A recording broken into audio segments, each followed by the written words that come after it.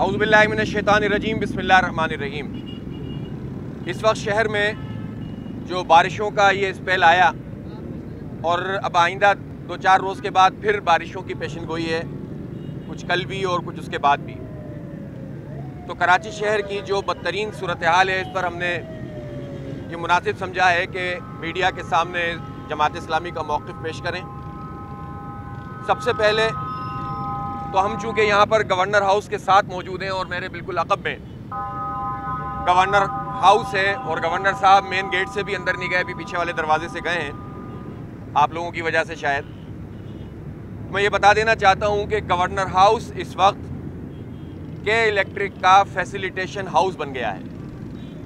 کے الیکٹرک کا second head quarter اس وقت گورنر ہاؤس کراچی کا سندھ کا بنا ہوا ہے، اور اس کی وجہ یہ ہے کہ آج بھی سپریم کورٹ میں چیف جسٹس صاحب نے کے الیکٹرک کے حوالے سے اپنے ریمارکس بھی دیے ہیں اور سی ای او کو طلب بھی کیا ہے، اور سپریم کورٹ بھی اس بات کو اب سمجھ رہا ہے کہ یہ جو ہلاکتیں ہو رہی ہیں اس میں کے الیکٹرک کی طرف سے غفلت ہی نہیں بلکہ ان کا مجرمانہ رویہ اس میں شامل ہے، اور پچھلے 2 سال میں بھی 50 سے زائد ہلاکتیں ہوئیں۔ نیپرا نے ان ہلاکتوں کے حوالے سے جرمانہ عائد کیا اور یہ کہا کہ 5 کروڑ تو جرمانہ ہے اور باقی جو متاثرین ہیں ان کو آپ کمپنسیشن دیں، لیکن انہوں نے نیپرا کا حکم نہیں مانا، وہ عدالت میں چلے گئے اور وہاں سے معاملہ جو ہے وہ پینڈنگ میں چلا گیا ہائی کورٹ سے۔ اسی طرح چیف جسٹس صاحب نے آج بھی ان سے پوچھا کہ یہ کیسے ہلاکت ہوئی، تو جو وکٹم تھے انہوں نے آ کر بتایا کہ ہم نے کمپلینٹ کی تھی اور یہ ویڈیو بنا کر گئے تھے کہ ہمارا جو ہے یہ اوپر کا پورا سسٹم تباہ ہوا ہے اور دوبارہ یہ پلٹ کر نہیں آئے، لہٰذا چاہے لیاقت آباد کا فرد ہو، چاہے جو ایک کھمبوں سے چپکنے والے لیاری کے اور رنچوڑ لائن کے اور ماڈل کالونی کے افراد ہوں، اس سب کی ذمہ داری کے الیکٹرک کے مالکان پہ جاتی ہے۔ صرف ملازمین نہیں، صرف سی ای او نہیں، بلکہ ابراج گروپ جس کا جو فاؤنڈر سی ای او عارف نقوی ہے، اور چونکہ وفاقی حکومت کے بھی 24.6% شیئر اس میں موجود ہیں، تو وفاقی حکومت بھی براہ راست ذمہ دار ہے ان ہلاکتوں کی، اس لیے کہ وفاقی حکومت کے الیکٹرک کے خلاف کوئی کارروائی نہیں کرتی۔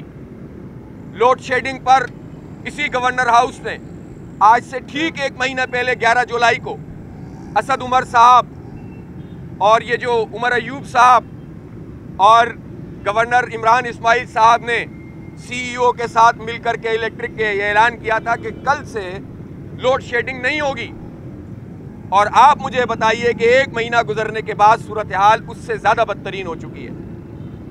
انہوں نے کہا تھا کہ اگر کہ الیکٹرک نے اپنے معاملات کو درست نہیں کیا تو ہم قومی تحویل میں لے سکتے ہیں، تو کس بات کا یہ انتظار کر رہے ہیں؟ ہم یہ سمجھتے ہیں کہ اس وقت وفاقی حکومت سب سے زیادہ اس بات کی ذمہ دار ہے۔ آج کی وفاقی حکومت بھی اور پچھلی حکومتیں بھی جو مسلم لیگ نون اور پیپلز پارٹی کی حکومتیں تھیں، اس لیے کہ پہلے مشرف صاحب اور ایم کیو ایم نے اس کو بیچا تھا، پھر دوسری کمپنی کو 2009 میں پیپلز پارٹی اور ایم کیو ایم نے بیچا، اور اس کے بعد سے لے کر اب تک معاہدے پر عمل درآمد نہیں ہوا۔ اب ہر دفعہ یہ کہتے ہیں کہ 2023 میں جو ہے معاملات ٹھیک ہو جائیں گے، یہ ہر دفعہ 2 سال اور 3 سال بعد کہتے ہیں کہ ہماری جنریشن اس طرح سے ہو جائے گی۔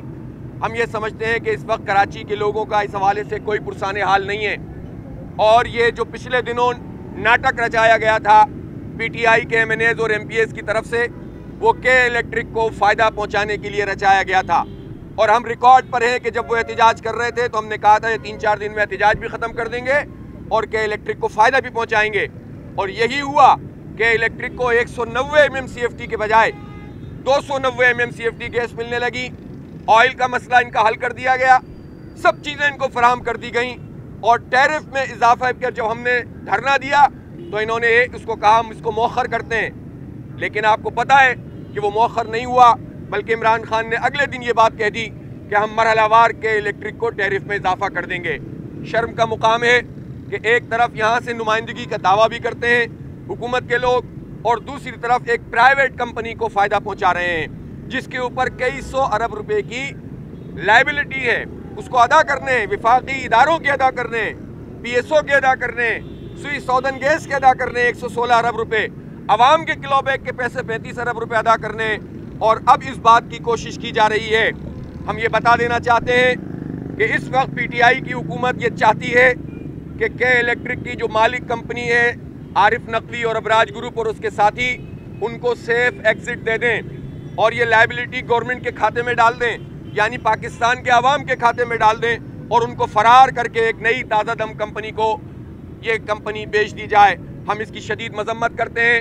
ایسا کوئی بھی کام اگر وفاقی حکومت نے کیا اور قوم کے پیسے انہوں نے کھائے اور اپنے من پسند آدمی جنہوں نے ان کو الیکشن میں فنڈ دیا تھا عارف نقوی نے، جو وال اسٹریٹ جرنل کے میں لکھا ہوا ہے، چھپا ہوا ہے، اگر انہوں نے کوئی ایسا کام کیا تو پھر ہم سمجھ سکتے ہیں کہ ہم اس تحریک کو بہت تیز تر کر دیں گے اور ان کا گھیراؤ کریں گے. کراچی کے لوگوں کو یہ بیوقوف سمجھتے ہیں. ایک طرف یہ بجلی کی صورتحال ہے، آپ ان کے مشیروں کو تو دیکھیں. اکنامک ایڈوائزری کونسل کا کون ممبر؟ عارف نقوی، جو سب سے بڑا چور ثابت ہو چکا ہے. تو یہ کلیش آف، یہ جو انٹرسٹ جسے کہتے ہیں، کنفلکٹ آف انٹرسٹ ہے، تو یہ نہیں ہے، اسے ایمانداری کہتے ہیں.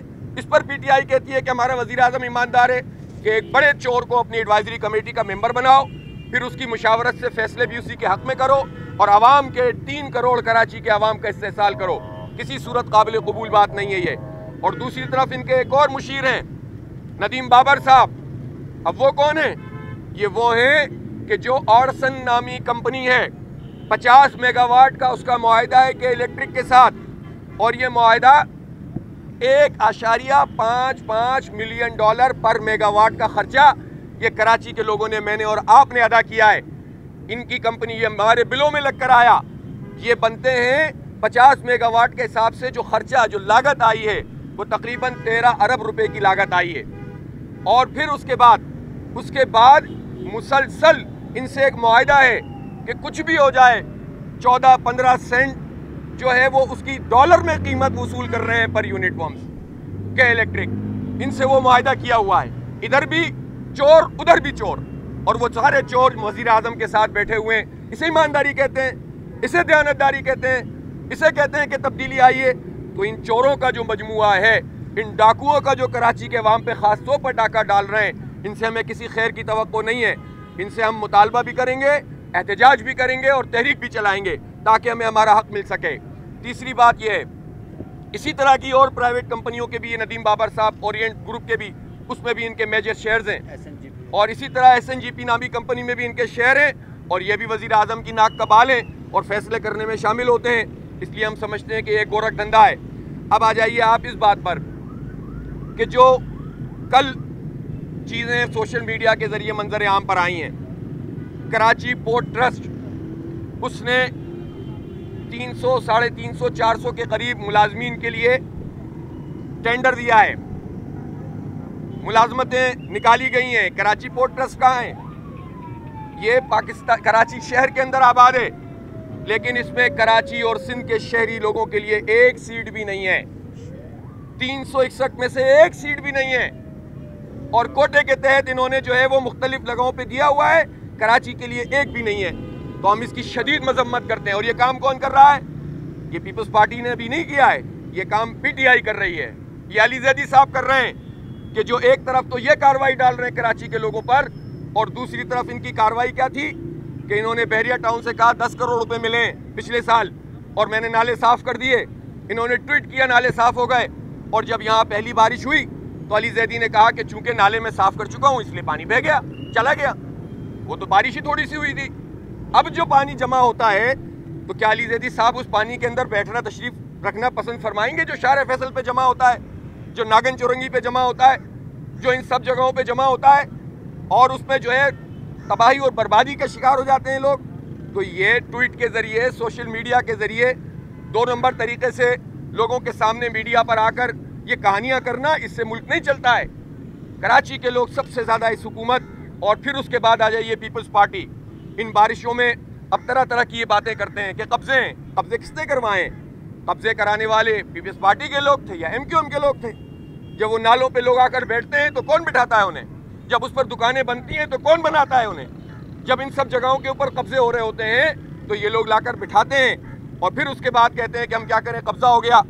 وہ بھائی قبضہ ہو گیا تو قبضہ ہٹاؤ، اور قبضہ ہٹانے کا ایک طریقہ ہے.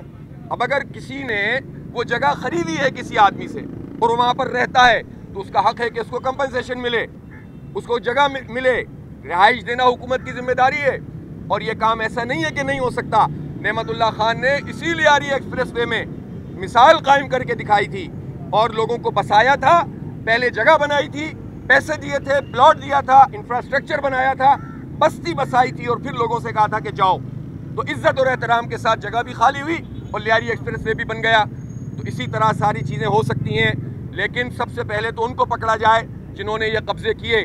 سب سے زیادہ قبضے اس وقت ہوئے جب 2005 سے 2009 میں ایم کیو ایم کے پاس وفاقی حکومت بھی تھی، صوبائی حکومت بھی تھی، میئر بھی مصطفیٰ کمال تھے، بلدیہ بھی ان کے پاس تھی، مشرف بھی ان کو سپورٹ کرتا تھا۔ اس وقت کراچی میں پارکوں پہ اور نالوں پہ اور اسی طرح ندیوں کے اوپر سب سے زیادہ قبضے ہوئے تھے۔ اس سب کو بھی قوم کے سامنے لایا جائے، اس کا بھی فورنزک آڈٹ کیا جائے اور اسی طرح کے الیکٹرک کے معاملے میں بھی فورنزک آڈٹ کیا جائے۔ ہم یہ سمجھتے ہیں کہ کراچی کا مسئلہ حل نہیں ہو سکتا جب تک اختیارات کی تقسیم درست نہ ہو۔ کراچی کو میگا سٹی گورنمنٹ کا درجہ ملنا چاہیے، میگا سٹی گورنمنٹ جس کے اختیار میں کراچی کے تمام ادارے ہوں۔ یہ نہیں چلے گا کہ کراچی کا ادارہ کراچی بلڈنگ کنٹرول اتھارٹی ہو اور وہ سندھ بلڈنگ کنٹرول اتھارٹی بنا کر قبضہ کر لیا جائے، ملی ڈیولپمنٹ اتھارٹی الگ بنا لی جائے، لیاری ڈیولپمنٹ اتھارٹی الگ بنا لی جائے، واٹر سیوریج بورڈ کے اوپر خود قبضہ کر لیا جائے۔ اس طرح شہر کی نہ شناخت بنتی ہے نہ کام ہو سکتا ہے۔ اس لیے جماعت اسلامی اس حوالے سے اپنا پورا ویژن بھی رکھتی ہے اور ہم انشاءاللہ اسی اگست کے مہینے میں ایک بلدیاتی کنونشن کریں گے اور اس بلدیاتی کنونشن میں امیر جماعت اسلامی پاکستان آئیں گے اور ہم کراچی کے حوالے سے بہت واضح لائے عمل اور کراچی کے ویژن کو پیش کریں گے اس میں، اور اس کو لے کر پھر ہم اپنی پوری تحریک کو اٹھائیں گے۔ اس لیے کہ ہم یہ سمجھتے ہیں کہ یہ پیپلز پارٹی ہو اور ایم کیو ایم، اب ان کی انڈرسٹینڈنگ ڈیولپ ہو رہی ہے۔ پچھلے دنوں ایم کیو ایم کورٹ میں گئی ہے کہ 1 سال کی بلدیاتی ایکسٹینشن دی جائے اسے کورونا کی وجہ سے۔ اب یہ پیپلز پارٹی اور ایم کیو ایم کی ایک مرتبہ پھر ملی بھگت سامنے آ رہی ہے۔ یہ بلدیاتی انتخاب کو ٹالنا چاہتے ہیں اور اسی طرح سے دھندا چلانا چاہتے ہیں۔ ہم یہ سمجھتے ہیں کہ تینوں جماعتیں جو اقتدار میں ہیں، M Q M P T I کے ساتھ مل کر اقتدار میں ہیں مرکز میں اور پیپلز پارٹی سندھ میں ہے، اور اس طرح انڈرسٹینڈنگ کے ساتھ یہ تینوں جماعتیں ایک دوسرے پہ الزام بھی لگاتے رہتے ہیں اور کھانے پینے کا عمل بھی جاری ہے۔ اب یہ عمل ختم کرنا ہوگا۔ کراچی کے شہریوں کے پاس آپشن موجود ہے جماعت اسلامی کا، یہ وہ آپشن ہے جس نے ڈیلیور کیا ہے، جس نے کراچی کی تعمیر کی ہے، جس نے کراچی کی ترقی کی ہے، جس نے کراچی کے لیے ایک ویژن پیش کیا۔ اور ایک نعمت اللہ خان نہیں تھے، سینکڑوں نعمت اللہ خان ان کے ساتھ مل کر کام کر رہے تھے۔ منظم طریقے سے منظم پارٹی جب تک نہیں ہوگی اور دیانتدار پارٹی نہیں ہوگی اور ویژن اور اہلیت رکھنے والی جماعت نہیں ہوگی تو یہ کراچی کا مسئلہ حل نہیں ہو سکتا۔ جماعت اسلامی اس خدمت کے لیے اپنے آپ کو عوام کے سامنے پیش کرتی ہے اور ہم جب اقتدار میں نہیں بھی ہوتے تو بھی سرگرمیاں کرتے ہیں، اور اقتدار اللہ تعالیٰ نے اگر ہمیں اس شہر کا دیا تو انشاءاللہ یہ صلاحیت جماعت ہی رکھتی ہے کہ اس شہر کی جو ہے نیا پار لگا سکتی ہے۔ بہت شکریہ۔